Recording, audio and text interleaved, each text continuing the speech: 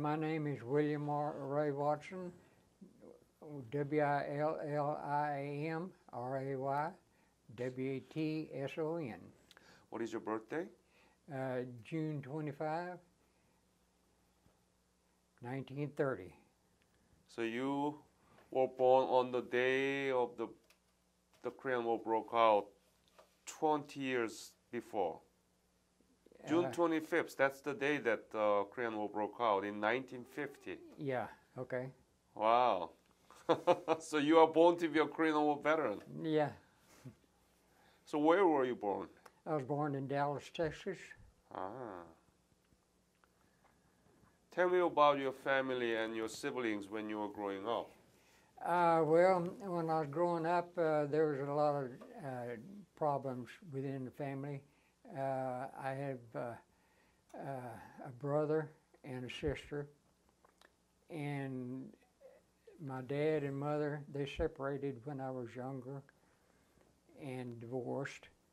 And then we went, me and my brother went to live with grandparents, and my grandmother and grandfather, and my sister went to live with my mother. Oh. We actually lived with my dad, but then he was there so slight that he had to have help with his mother and father. So it must have been a little bit hard for you, right? Well, it was for a while. After a while, my dad remarried, and within that family, he had 3 more children, and so I have other brothers and sisters by his second marriage. When did you graduate high school? I didn't graduate from high school. Oh. It was in 1947. Situations became a little bit taxed in our family, so I made a statement to my dad that he would have to let me go into the Navy, or I was going to pack up and go to Alaska. For what reason I was going to Alaska, I don't know, but then I have no recollection of any great reasons that would draw me there. When did you join the, so it was 1947, right? Right, 1947. Where did you go to get the basic military training? When did I join? It was in, as soon as my birthday came around, to be 17. And where did you go to get the basic training? California. And then? Then I went to, they placed me aboard a ship. I went aboard a ship, Columbus, which CA-74, that was a cruiser. And they were fixing to go to Europe. And so we went to the dry docks and got all cleaned up. The ship got all cleaned up in preparation for our sea duty. So we left and went to Europe, and we had aboard Admiral Connolly, which is a 4-star admiral, and his job was visiting all the countries that was in World War II, and this was 1947. So we made that cruise, and we were gone 19 months. Our home base at that time was in Plymouth, England. He'd go to, after that, if the next country wasn't close, then we'd turn around and go back to Plymouth for provisions and such as that. Being gone 19 months, and there's a lot of eating for the crew. So you were visiting European countries who participated in the World War II. Right. Right. Right. That was the main focus on their agenda, I believe. What his What was his name again? General? Conley, Could you spell it? Conley, I believe. And must have been very nice, right? Well, You don't have to fight against any enemies, that's right. and you just visiting other countries. What country did you visit? Well, we were home ported in England, and from England, I don't have these in order, but we went around into the Mediterranean Sea, and we saw all the top dignitaries from each country that we visited. They invited us there, and then after his visit to them, then he would invite them aboard the ship. And I was a boatswain mate, and I was in the first. You was what? A boatswain mate. What is that? That's more or less. It's not necessarily a maintenance man, but it's the working man that docks ships and do all the anchor equipment and run the boats and that type. So you really enjoyed it, right? It It was a free well, travel all around Europe. well, right, and in up north too. We went to Scotland and all up in there. Yeah, I was. It just so happened that we had when I went aboard ship, I was a green hand, and there was a fellow that was already aboard ship, and he had already had his 20 years in the service, but he was still in. And he found out that I was from Texas, so he kind of got me tricked, and he put me in charge of the bosun locker. And the bosun locker is where the seamen of the ship, that's their job, in docking and lowering boats and all this type of stuff. The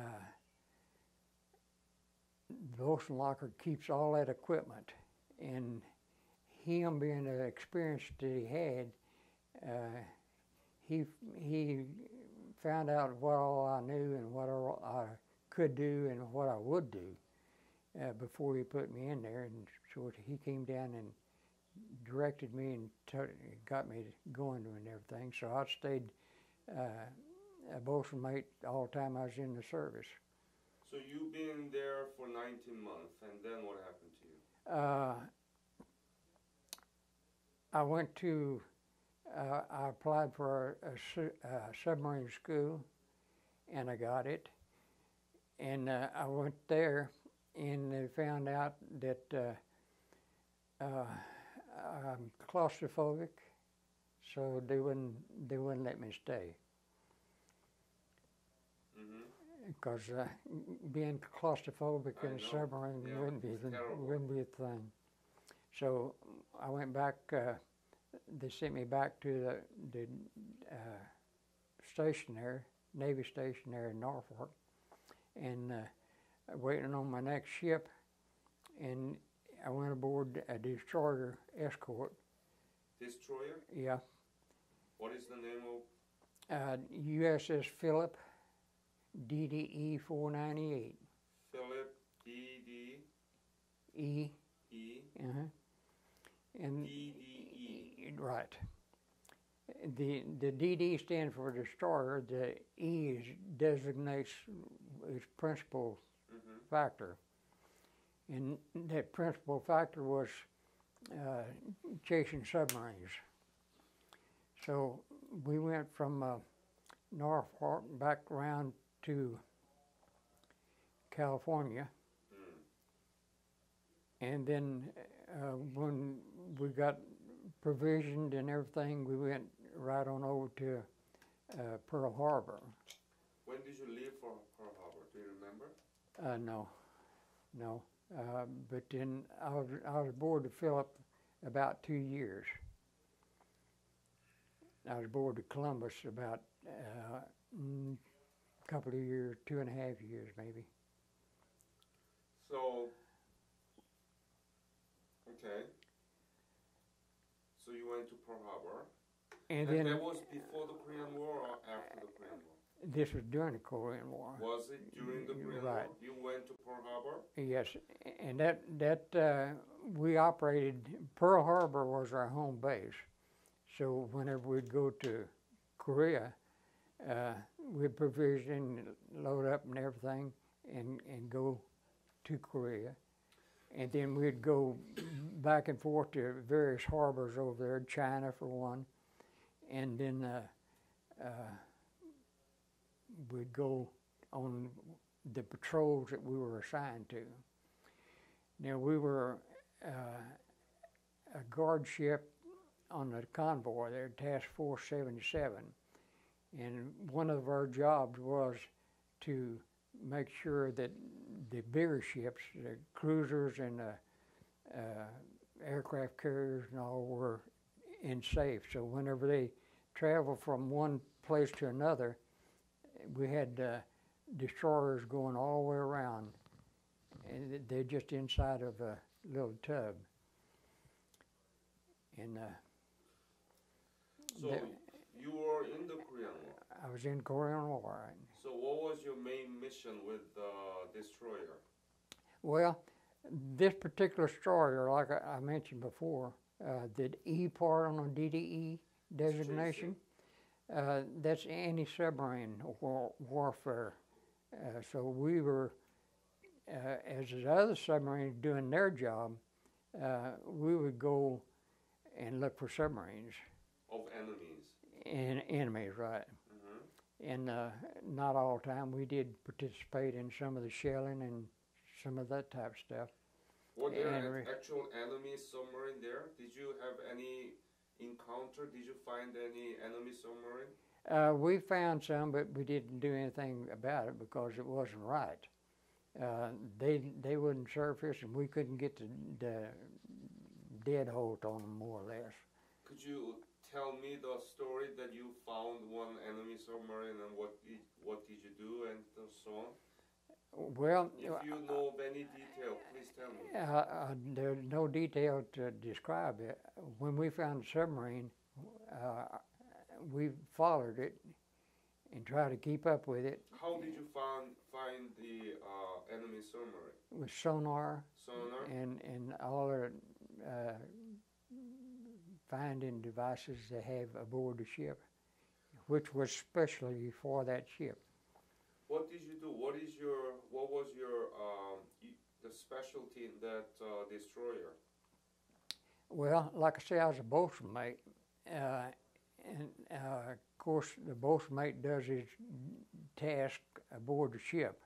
They take care of all the rope work and the handling of the small boats and that type of stuff. And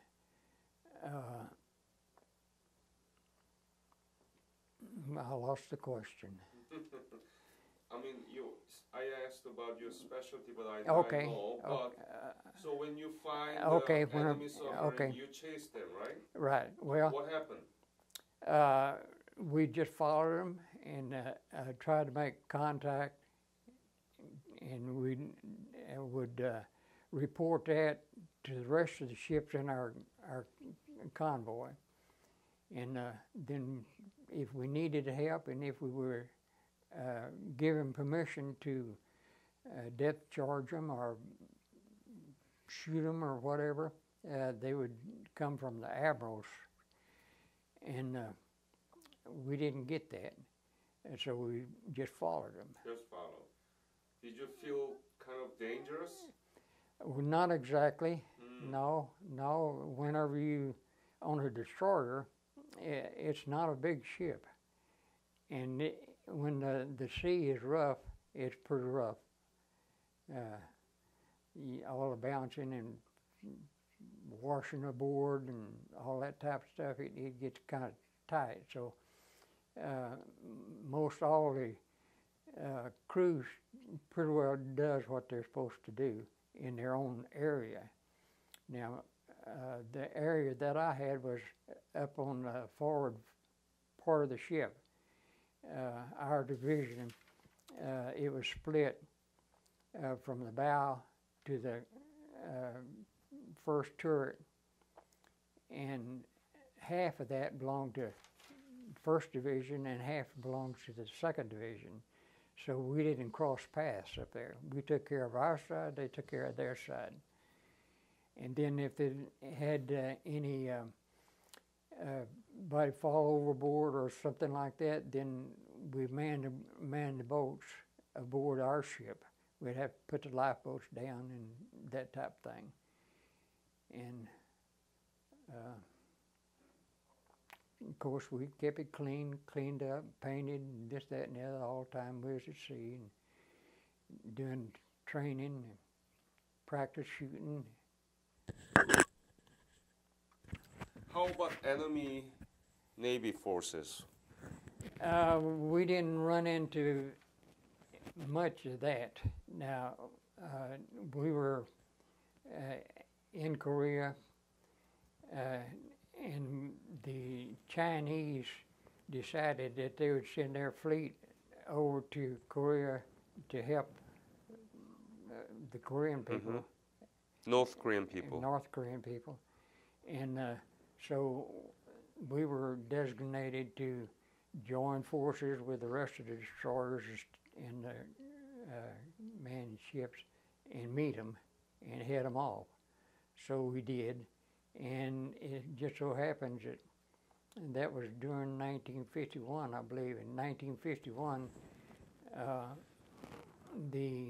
there were 2 hurricanes in the ocean between Korea and China.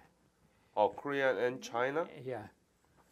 So the water was pretty rough, so we stayed and rode it all out like we would do normally.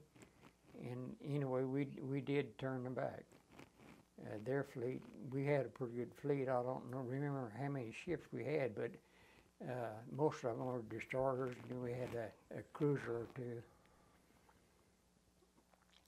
Were there any very dangerous moment during your service in the Korean War? Well, most of the consistent danger was at sea in a small boat. That's small right. Ship, yeah.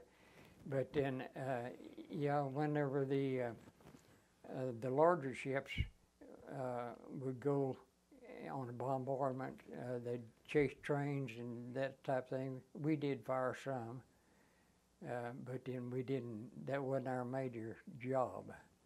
So we did what we were supposed to do. When the other ships were making a fire and run or something, we still stayed after the submarine if they didn't need us. But then if they wanted our backup, then we got it. How many crew were in the destroyer, USS Philip? How many crew? How many soldiers were there? Let's see. I don't know precisely, but between 200 and 300. That's a lot. That's a lot, yeah. What was the main weapons in destroyer? Well, we had 5-inch guns, 20 caliber machine guns, and 40 caliber. We had torpedoes, and we had depth charges, and that was our main fighting force. How was your life inside of that destroyer? Where did you sleep? What do you eat? Tell me about the life inside of the destroyer. Is it not pleasant, right? Well, once you get the routine, it's no problem. Each division has a certain job that they do. What was your division? First Division. First division of what? Seventh Fleet or They have what was your unit? it's no unit. It's they have about probably 8 or 10 divisions. In some divisions are firemen, which go down below and keep the engines running and all. And my division, First Division, was a seaman, and we took care of seaman activities, except during battle call, and then we'd go to our battle stations. So you were Seventh Fleet, right? Pardon? Seventh Pacific Fleet, right? Seventh.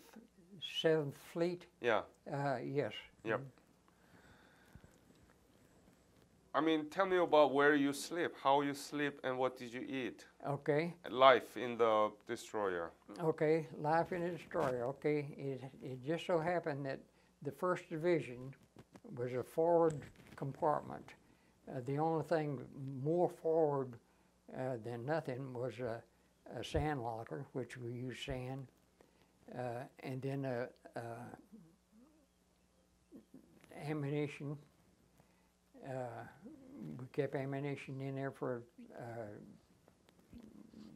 guns, 5-inch, and so forth. And then the mounts were right above the ammunition place.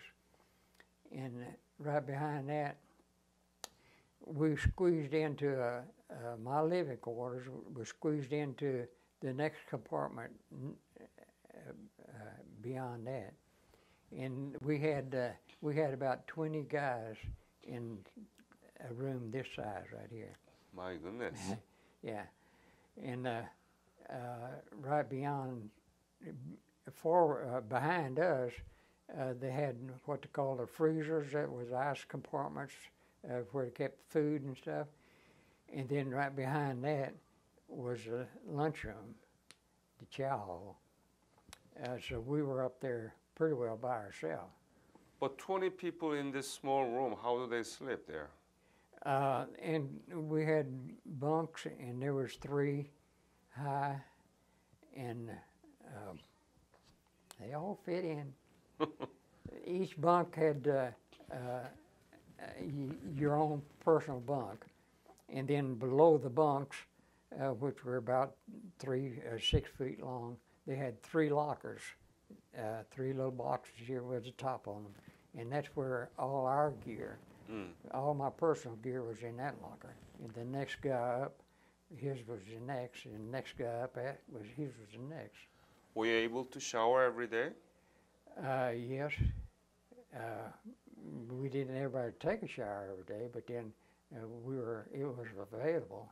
Huh. Of course, it's a little bit different. It's just like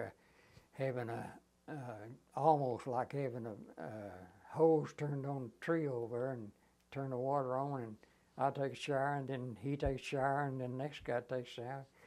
But then there were several in the little compartment. How was food? Food was pretty well, except in rough seas. And when the seas get too rough, the cooks couldn't cook. So we ended up with some kind of a sandwich, peanut butter occasionally. So, pretty okay, right? It was okay. Had you landed in Korea at any point during your service? No. No. Did you see Korea completely destroyed from the sea, or did you have any sort of chance to look at how Korea was at the time? Yes, it was. We could see the land, and we could see movement. And occasionally we'd get to shoot at the little trains that go by. The trains were inside the safety of the hills and things along the shoreline.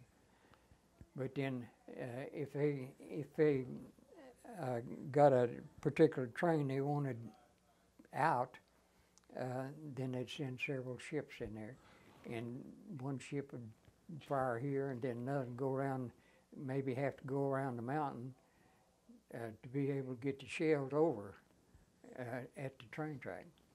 Did you see that Korea was completely destroyed? What did you see? Nothing. Nothing. No, because as soon as they felt resistance of getting shot at, they would get behind one of those tall mountains or something solid and stop. We really think that what you did really contributed to make what we are now. Yeah, well, I'm proud of that and glad of that. And I'd go back, do it again.